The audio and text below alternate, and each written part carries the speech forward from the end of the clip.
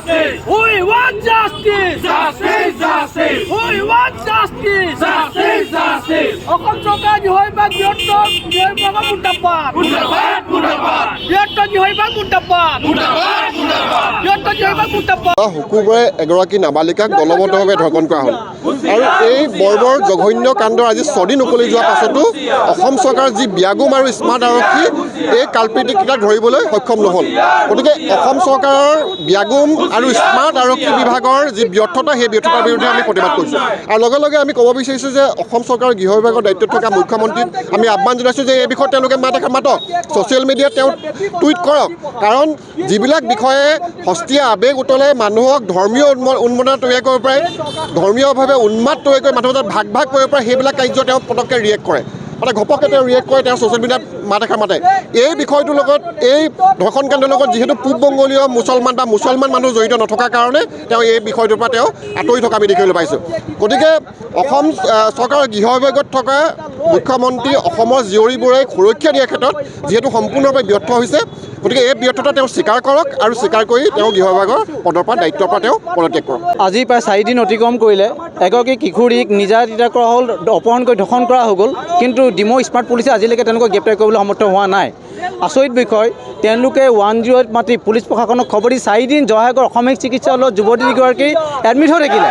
তাৰ পিছতো কুকুৰীগৰাকীক তেওঁলোকে কোনো ন্যায় প্ৰদান কৰিব নোৱাৰিলে। CWC যেতিয়া ষ্টেটমেণ্ট লোৱা হৈ গ'ল, কৃষিগৰাকী যি বৰ্ণনা কৰিছে, তেওঁক ভৰি হেঁচা মাৰি ধৰি মেলি DJ বজাই প্ৰায় আধা ঘণ্টাৰ ওপৰতে ধৰ্ষণ কৰা হৈছে। এনেকুৱা মৰ্মান্তিক ঘটনাত আজি CM মুখ্যমন্ত্ৰী ডাঙৰীয়াৰ একো প্ৰতিক্ৰিয়া প্ৰকাশ নাই। সম্পূৰ্ণ গৃহ বিভাগ ব্যৰ্থ হৈছে। আমি মুখ্যমন্ত্ৰী ডাঙৰীয়াৰ পদত্যাগৰ দাবী তুলিছোঁ, কাৰণ প্ৰত্যেকবাৰে ধৰ্ষণ হৈছে, পুলিচৰ ভয় নোহোৱা হৈ গৈছে। সেইকাৰণে DGP মহোদয়ে এনেকুৱা এটা ব্যৱস্থা কৰক যাতে ইয়াৰ পৰ্যায়ত এনেকুৱা ঘটনা নহয়। আৰু অসম চৰকাৰক অনুৰোধ জনাইছোঁ, আমি যিমানে কঠোৰ আইন আনো, যেতিয়ালৈকে কাউন্সিলিংটো কম্পালচৰি ছাবজেক্ট কৰা নহয় তেতিয়ালৈকে এনেকুৱা ঘটনা হৈ থাকিব। সেইকাৰণে ক্লাছ নাৰ্চাৰীৰ পৰা মহিলাক ৰেচপেক্ট কৰা এটা ছাবজেক্ট হ'ব লাগে, যাতে কোনো পুৰুষে মহিলাৰ ওপৰত বেয়া নজৰ বা বেয়া চকু দিব নোৱাৰে, এটা সন্মানসূচক চকু দিব পাৰে। সেইকাৰণে কাউন্সিলিংটো কম্পালচৰি ছাবজেক্ট কৰিবলৈ অসম চৰকাৰ তথা কেন্দ্ৰীয় চৰকাৰক মই অনুৰোধ জনাইছোঁ। আৰু এই ঘটনাটো যদি অনতিপলমে দোষী কৰায়ত্ব কৰিব নোৱাৰে, আমি গণতান্ত্ৰিকভাৱে ইয়াৰ পিছৰ পৰ্যায়ত ইয়াকে জংগী আন্দোলন কৰিবলৈ আমি বাধ্য হ'ম। দেশৰ প্ৰধানমন্ত্ৰী নৰেন্দ্ৰ মোদীয়ে কয় যে বেটী বচাও আৰু বেটী পঢ়াও, কিন্তু সেই নৰেন্দ্ৰ মোদীৰ নেতৃত্বত থকা অসমৰ যি BJP চৰকাৰ, এই BJP চৰকাৰখনৰ নেতৃত্বত থকা কিন্তু এই যিসকল আৰক্ষী আছে, এই আৰক্ষীয়ে আচলতে নিজৰ যি আচলতে ব্যৰ্থতা, এই ব্যৰ্থতা দেখাই দিছে। অসমত জীয়ৰী বোৱাৰীক সুৰক্ষা দিব নোৱাৰা এক পৰিৱেশৰ সৃষ্টি হৈছে। সাধাৰণতে কৈ থকা হয় যে স্মাৰ্ট আৰক্ষী, অসম চৰকাৰে কয় যে তেওঁলোকৰ আৰক্ষীবিলাক স্মাৰ্ট আৰক্ষী, কিন্তু আমি সততে দেখা পাওঁ যে কেৱল মাত্ৰ স্মাৰ্টফোন এটা হাতত লৈ গাড়ী আৰু বাইকৰ যদি ফটো মাৰি থাকে তেতিয়া কিন্তু স্মাৰ্ট আৰক্ষী বুলি ক'ব পৰা নাযায়। বৰ্তমান পৰ্যন্তলৈকে কেনেদৰে তদন্ত কৰিব লাগে, তদন্তকাৰী বিষয়া তাকেই নাজানে। ইয়াতকৈ লজ্জাজনক কথা কিবা থাকিব লাগে বুলি আমি নাভাবোঁ। আমি স্পষ্ট কৰি দিব খুজিছোঁ যে বৰ্তমান পৰ্যন্তলৈকে যিখন গাড়ীত আচলতে নাবালিকাগৰাকীক অপহৰণ কৰি নিয়া হৈছিল, সেই গাড়ীখনকে তেওঁলোকে জব্দ কৰিব পৰা নাই। বৰ্তমান পৰ্যন্তলৈকে এটাও কাল্পিতক আটক কৰিব পৰা নাই। গতিকে এনেকুৱা ধৰণৰ আৰক্ষী যদি কেৱল দল সংগঠনে প্ৰতিবাদ কৰিলেহে তেওঁলোকে নিজৰ ভূমিকা দেখাব পাৰে, তেনেহ'লে এনেকুৱা ধৰণৰ আৰক্ষী প্ৰশাসন অসমত কাম নাই।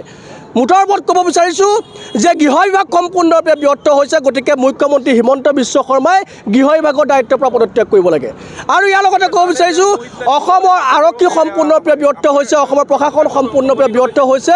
মুঠৰ ওপৰত এইখন ব্যৰ্থ চৰকাৰ, ব্যৰ্থ প্ৰশাসন, ব্যৰ্থ আৰক্ষী, আৰু এইবিলাক কথা আমি কোনো কাৰণতে গ্ৰহণ কৰিব নোৱাৰোঁ। ইয়াৰ বিৰুদ্ধে প্ৰতিবাদ হৈছে, প্ৰতিবাদ হ'ব, অত্যন্ত জংগী প্ৰতিবাদ হ'ব। জুবিন গাৰ্গৰ গীতসমূহৰ ওপৰত আধাৰিত গানে কি আনে নামৰ এটা সুন্দৰ অনুষ্ঠান আপোনালোকৰ ওচৰলৈ আহি আছে অতি শীঘ্ৰে। অহা 15 আগষ্টৰ পৰা ধেমাজিৰ পৰা প্ৰথম অডিশ্যন আৰম্ভ হ'ব, আৰু সেই অডিশ্যনৰ যোগেদি বিভিন্ন কণ্ঠশিল্পীসকলে যিসকলে এই অনুষ্ঠানত যোগদান কৰিব বিচাৰে, তেওঁলোকে এই অডিশ্যনৰ যোগেদি আগবাঢ়ি আহক। আৰু জুবিন গাৰ্গৰ বহুত ভাল লগা গান আমি সদায় শুনি আহোঁ, আৰু আপোনালোকৰ যদি ভাল লগা গান থাকে, জুবিন গাৰ্গৰ আপোনালোকে গাই ভাল পায়, তেন্তে অডিশ্যনত যোগদান কৰক। মোৰ ফালৰ পৰা আন্তৰিক শুভকামনা থাকিল এই সম্পূৰ্ণ অনুষ্ঠানটোলৈ। ধন্যবাদ।